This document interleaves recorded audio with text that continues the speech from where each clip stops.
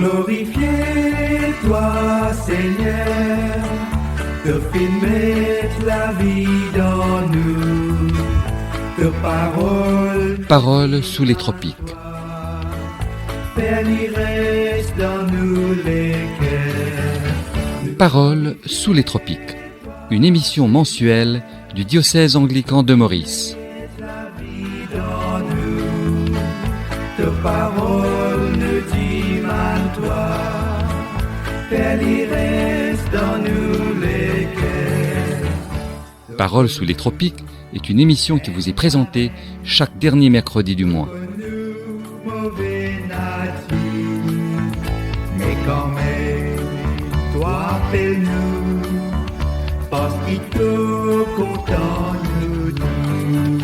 nous glorifier, toi Seigneur, te fais mettre la vie dans nous, te parole nous dit mal toi, Père, il reste dans nous les cœurs. Amis auditeurs, bonsoir et bienvenue à Paroles sous les tropiques. La vocation sera le thème de notre émission ce soir. Nous débutons par une prière sur la vocation. Père de miséricorde, qui a donné ton Fils pour notre salut et qui nous soutienne sans cesse par les dons de ton esprit, donne-nous des communautés chrétiennes vivantes, ferventes et joyeuses, qui soient source de vie fraternelle et qui suscitent chez les jeunes le désir de se consacrer à toi et à l'évangélisation. Donne la sagesse pour le discernement vocationnel afin qu'en tous resplendisse la grandeur de ton amour miséricordieux. Mais qu'est-ce que la vocation ? Le mot vocation vient du latin vocatio, lui-même issu de la forme verbale vocare, qui signifie appeler. Le terme a originellement un sens chrétien. Ce n'est que secondairement qu'il a pris un sens profane très en vogue de nos jours. On parle par exemple de vocation pour le médecin ou pour un enseignant. Pour le chrétien, l'appel vient de Dieu, à la parole du Christ, invitant à le suivre et à être témoin dans le monde. C'est un appel unique et personnel de Dieu. Chacun est ainsi appelé mystérieusement par Dieu pour répondre à son appel. Ce soir, nous aurons l'occasion de réécouter deux témoignages, celui d'Alexandre Donat et Robin Sfirasamy. Ils parleront de l'appel qu'ils ont reçu pour servir le Seigneur, et ce dans le cadre de la marche de vocation organisée par notre diocèse et qui aura lieu le 3 août prochain. Un peu plus tard, vous écouterez l'appel de Monseigneur Sténio André afin qu'un maximum de personnes participent à cette marche de vocation samedi prochain.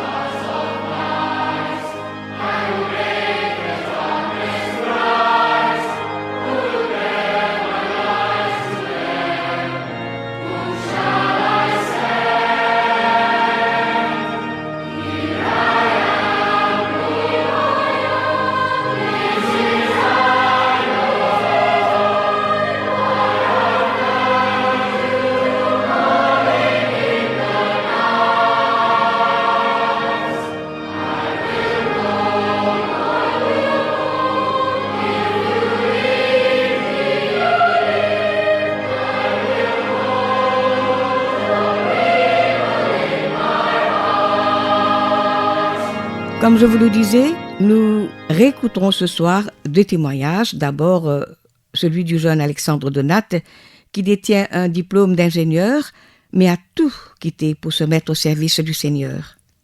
Aujourd'hui, il fait des études en théologie au Theological College de Singapour. Ensuite, ce sera le témoignage de Robbins Virasamy, qui a un parcours un peu différent. Cadre dans une banque depuis plusieurs années, la musique spirituelle a été son point de départ. Il était organiste à la paroisse de Sainte-Agnès à Rosebel et aussi dans la paroisse de Saint-Clément à Cœur-Pipe. Il a fait des études en théologie, il a composé plusieurs chants de louanges. Aujourd'hui, Robbins est ordinand de notre diocèse et il sert à la paroisse de Saint John à Réduit. Nous allons écouter des extraits de leur témoignage. Ils répondent aux questions de Jean Ousmane. Chers auditeurs de Paroles sous les tropiques, bonsoir. Notre invité ce soir est Alexandre Donat, de la paroisse de Saint-Thomas à Beaubassin. Mais aussi pour la petite histoire, Alexandre et son frère Guillaume avaient tous deux défrayé la chronique à Maurice il y a quelques années. Oui, en effet, ils étaient tous deux lauréats de notre fin d'études secondaires. Voilà pour une brève présentation de notre invité ce soir. Et Alexandre, ses études terminées, complétées, le voilà Maurice, il est rentré au pays pour une mission très spécifique et fort louable, je dois l'avouer. Laissons plutôt la place donc à Alexandre pour nous en dire plus sur lui-même tout d'abord et sur cette mission à venir. Bonsoir Alexandre Donat. Bonsoir Jean. Pour débuter notre entretien, parlez-nous un peu de vous et de vos études à l'étranger. Alors, moi j'ai été à Londres pendant les 5-6 dernières années. J'ai étudié à Imperial College de Londres et j'ai fait Aeronautical Engineering. Alors les gens peut-être vont plus connaître ça comme Aerospace Engineering. Donc c'est principalement à propos des avions et un peu aussi à propos des fusées. Donc voilà un peu ce que je faisais pendant mon temps à Londres. J'ai fini mes études l'année dernière et j'ai travaillé dans un pub pendant 1 an. Pendant mon temps libre, j'ai aidé à l'église avec un groupe d'étudiants. Il y avait une centaine d'étudiants toutes les semaines dans mon église. Et une dernière chose aussi que j'ai faite, j'étais volontaire dans l'armée du salut, Salvation Army, dans le domaine de the fight against human trafficking and modern slavery. Donc voilà, j'ai fait 6 ans à Londres et maintenant je suis de retour à Maurice pour quelques mois. Vous voilà de retour au pays. Est-ce pour de bon? Alors, pas exactement. Je suis là pendant normalement à peu près 10 mois. Alors rien d'indéfini. Mais la prochaine étape pour moi, c'est normalement les études théologiques à Singapour. Mais pendant à peu près 10 mois, je serai à Maurice. Et on m'a demandé aussi, l'évêque du diocèse anglican m'a demandé si je voulais travailler avec les jeunes du diocèse, mais je crois qu'on va en parler. Très bien. Ouais. Nous comprenons, Alexandre, que vous voulez consacrer, pas une année entière, allons dire une dizaine de mois, au service de la communauté anglicane. Vous voulez vous mettre au service de l'Église, plus précisément. Dites donc à nos auditeurs de quelle façon vous auriez souhaité aider cette communauté anglicane. Alors, ma responsabilité première serait avec les jeunes du diocèse. Alors, il y a certaines paroisses qui ont de bons ministères de jeunes et les jeunes grandissent en maturité, en nombre. Il y a certaines paroisses qui ont quelques jeunes, mais ils n'ont pas forcément de ministère spécifique pour les jeunes. Et je pense que ce serait très bien de redynamiser un peu le groupe des jeunes, les cellules de jeunes, pour qu'ils grandissent dans leur foi. Mais disons une chose que j'aimerais dire par rapport à ce que la jeunesse manque. Moi, je pense que vraiment une connaissance et une expérience de l'amour de Dieu, pour eux personnellement, je pense que ça transforme la vie des gens et des jeunes. Et tout d'un coup, quand on fait l'expérience de cet amour, les choses de ce monde, un peu les Netflix, l'alcool, toutes sortes de trucs, ont tout de suite moins d'emprise sur nos vies. On découvre qu'on a de la valeur aux yeux de Dieu et ça peut complètement changer notre vie. Donc ouais, j'aimerais aussi ajouter ça. Dites-nous, Alexandre, vous voulez donc, allons dire, vous avez certainement une vision pour ça, une vision pour cette jeunesse demain. Il y a un projet déjà en tête pour apporter cette transformation que vous souhaiteriez. Alors, une chose qu'on pense quand peut-être on pense au ministère des jeunes, c'est les grands rassemblements, peut-être un peu les fun days, les youth camps, etc. Et je pense que toutes ces choses sont vraiment très importantes pour que les jeunes apprennent à se connaître, les jeunes de différentes localités, etc. Mais je pense aussi que ces grands rassemblements ont une utilité limitée si il n'y a pas de ministère pour les jeunes semaine après semaine dans leur paroisse, dans leur localité. C'est-à-dire qu'un jeune peut venir là une fois tous les 3 mois pendant un grand rassemblement, mais s'il n'y a pas un suivi, s'il n'y a pas un certain encadrement, le jeune ne va pas forcément grandir. Et voilà, donc une chose sur laquelle je veux me concentrer, c'est vraiment soit créer ou redynamiser les groupes de jeunes dans des paroisses pour qu'il y ait quelque chose semaine après semaine où les jeunes savent qu'ils peuvent venir apprendre à connaître leurs amis, apprendre à connaître la parole de Dieu et être encouragés dans leur foi.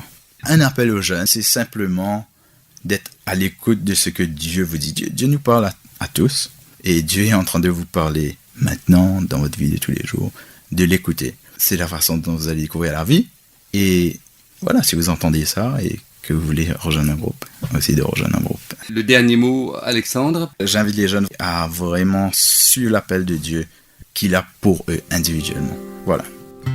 I, the Lord of snow and rain, I have borne my people's pain.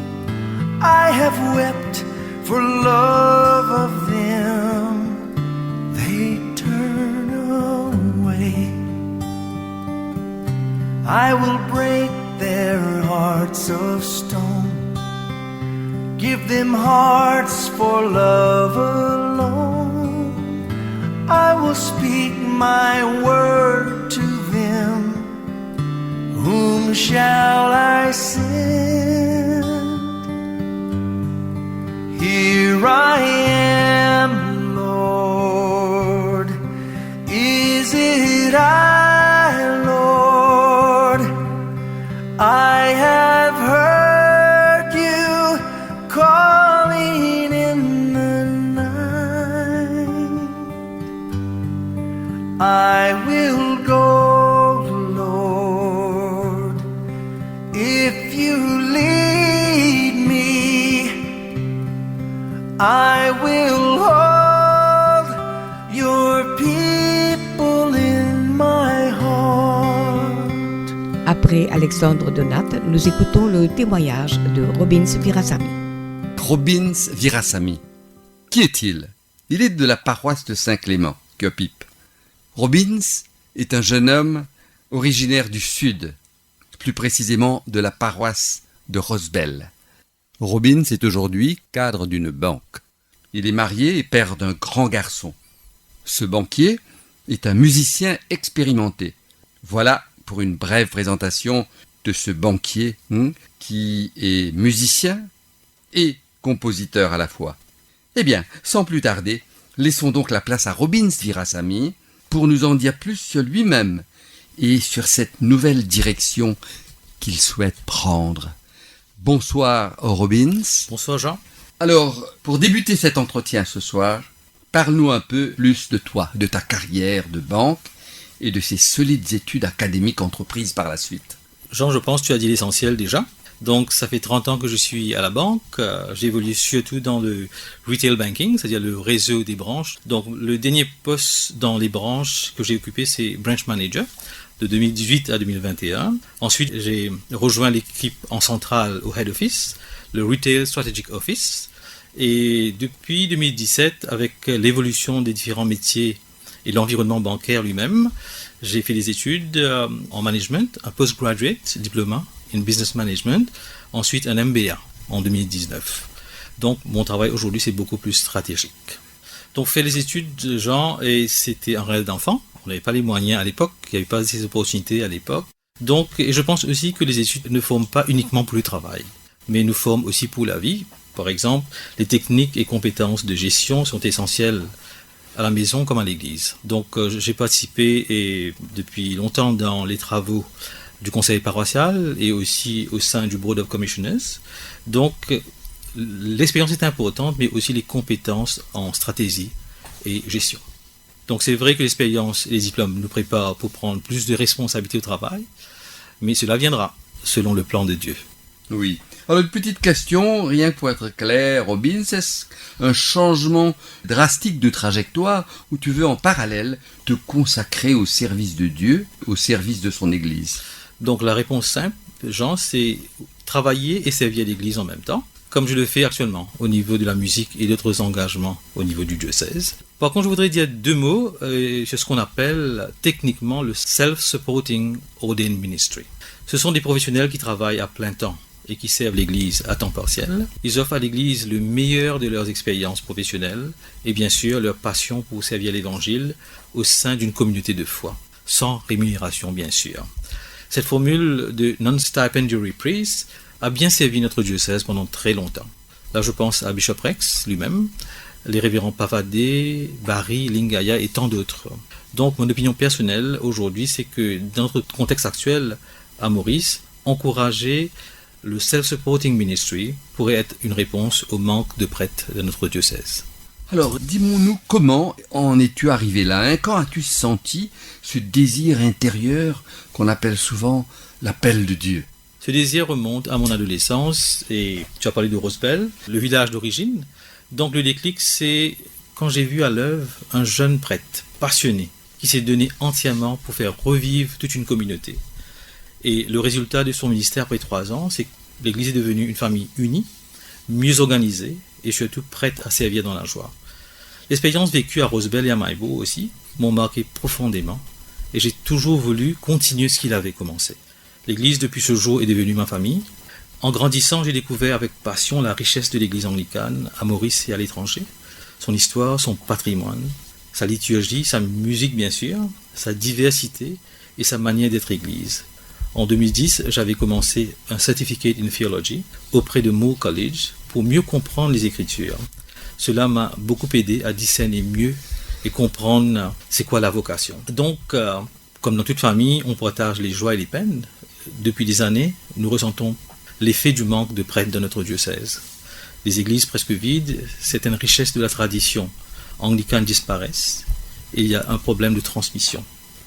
Tout ça m'interpelle beaucoup et me fait entendre l'appel avec plus d'insistance.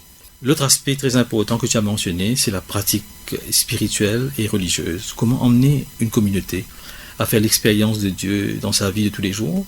Comment intégrer la prière et la lecture de la Bible dans son quotidien? Reconnaître la présence de Dieu autour de soi et surtout développer des habitudes qui nous font grandir dans la maturité en Christ. Toutes ces connaissances viennent de Dieu bien sûr, mais il faut les cultiver. Dis-nous, Robin, des facteurs déterminants qui t'ont poussé à prendre cette importante décision. Je dirais le facteur déterminant, Jean, c'est la reconnaissance pour toutes les grâces reçues. Freely you have received, freely give. Je dirais aussi, ma famille, c'est-à-dire l'Église, a besoin de moi. Donc je réponds, me voici. Here I am, Lord. Is it I, Lord? I have heard you calling in the night. I will go, Lord, if you lead me. I will hold your people in my heart. Oh, I will hold your people in my heart. Devenons des ouvriers du royaume de Dieu. Ce sera le thème du message que nous propose le révérend Éric Luc-Simon. Il fait référence à l'évangile de Saint Matthieu, au chapitre 9, les versets 35 à 38, que voici.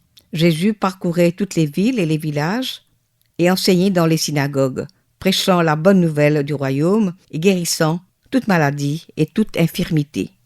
Voyant la foule, il fut ému de compassion pour elle, parce qu'elle était languissante et abattue, comme des brebis qui n'ont point de berger.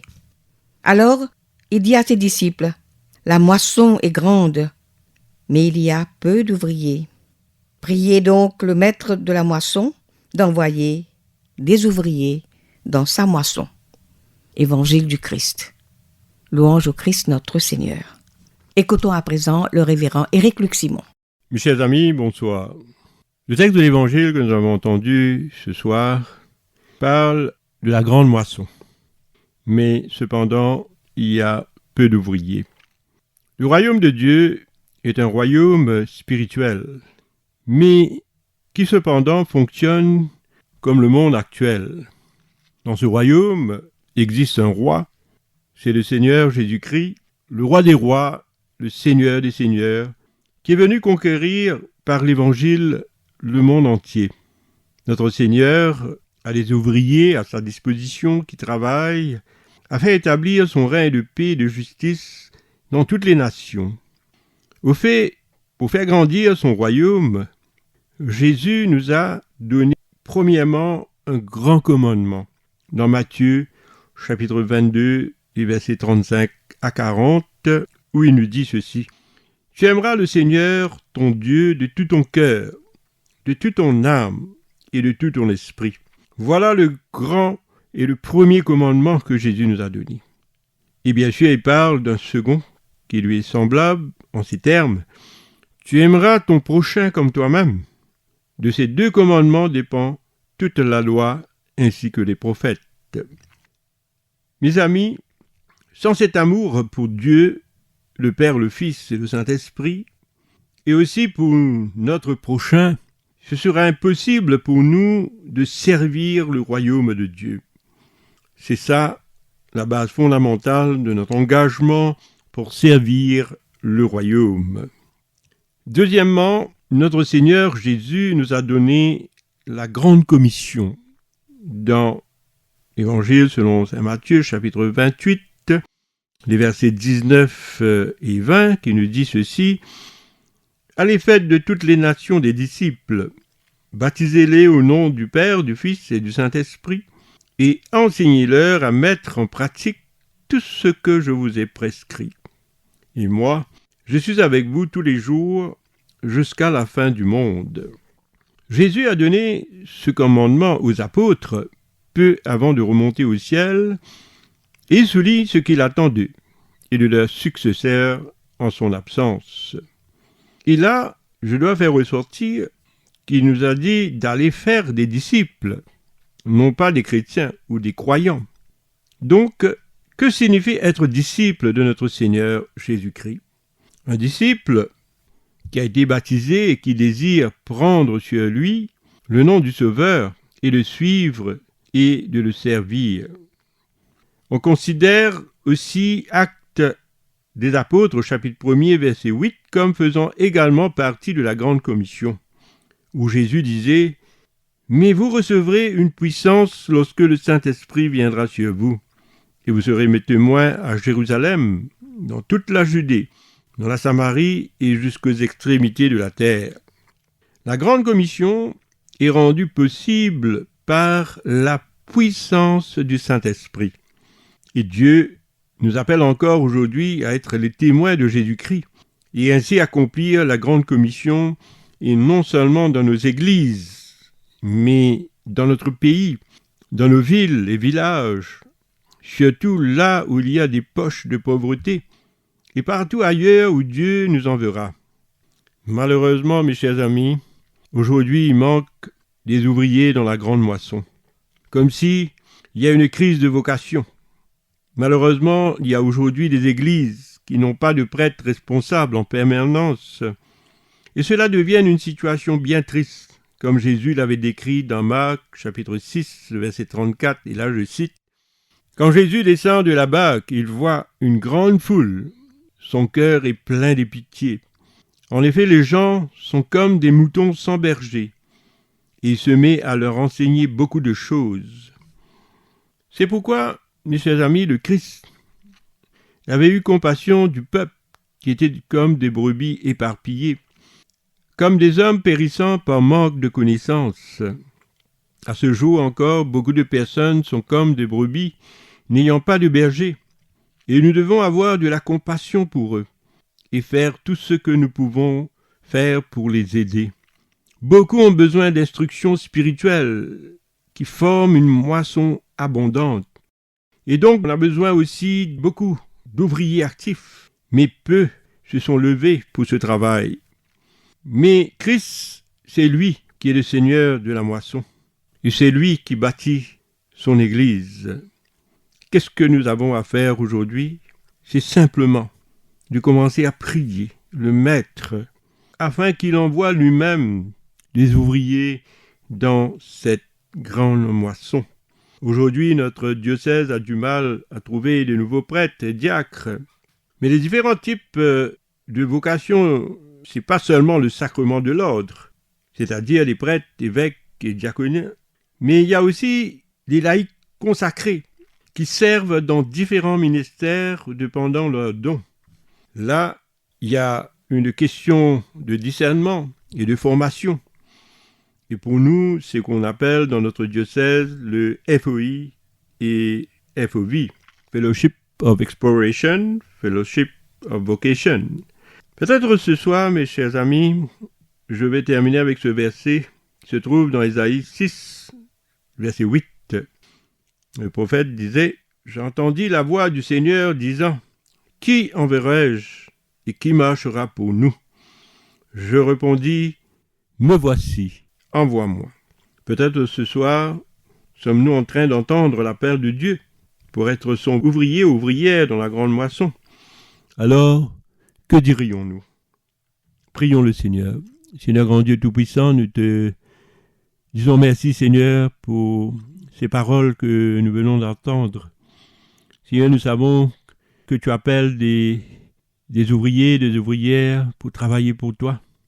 Seigneur, que nous puissions toujours répondre un grand oui à cet appel et que nous puissions, tout comme Ésaïe, dire « Me voici Seigneur, envoie-moi ». Au nom de Jésus-Christ, nous te prions. Amen. Un grand champ à moissonner, une vigne à vendanger.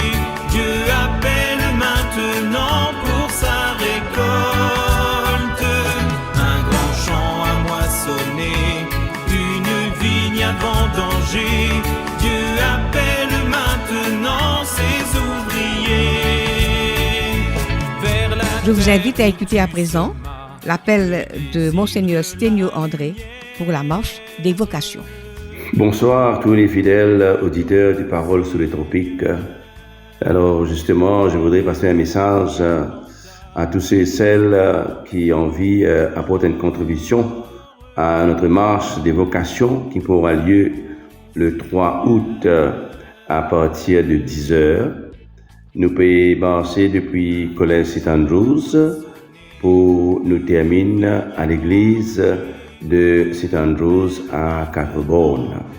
Alors, le but de cette marche, c'est pour, bien sûr, pour une prise de conscience de ce problème de vocation au sein de l'église et en même temps pour aussi contribuer pour une levée de fonds pour l'étude, formation de tous ceux et celles qui ont envie de prendre une responsabilité au sein de l'Église. Alors, nous pouvons raise fund, bien sûr, pour apprendre, pour peut-être devenir prêtre ou diacre, et aussi pour les autres ministères au sein de l'Église. Alors, nous pouvons encourager autres pour apporter d'autres contributions, c'est-à-dire autres venir pour marcher le 3. Alors, nous pouvons débuter à 10h, mais nous arrivons un petit peu avant pour certaines formalités. Et nous marchons ensemble et nous créons cette ambiance d'unité, cette ambiance d'appartenance à notre Église et en même temps nous contribuer pour que demain nous avons des leaders formés au sein de notre diocèse. Alors, je remercie tous pour toute contribution qui se peut apporter à cet événement, une marche des vocations, le 3 août 24, commençant à Collège St. Andrews. Merci beaucoup. nous irons, Seigneur.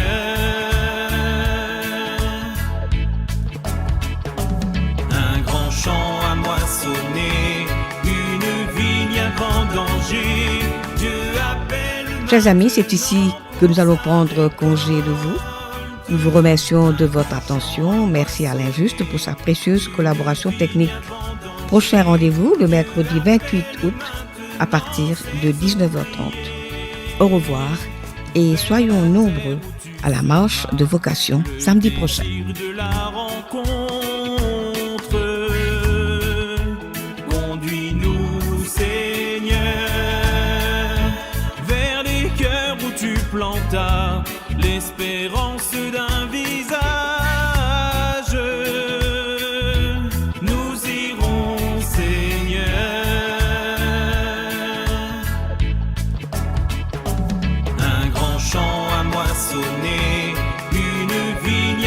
vendanger.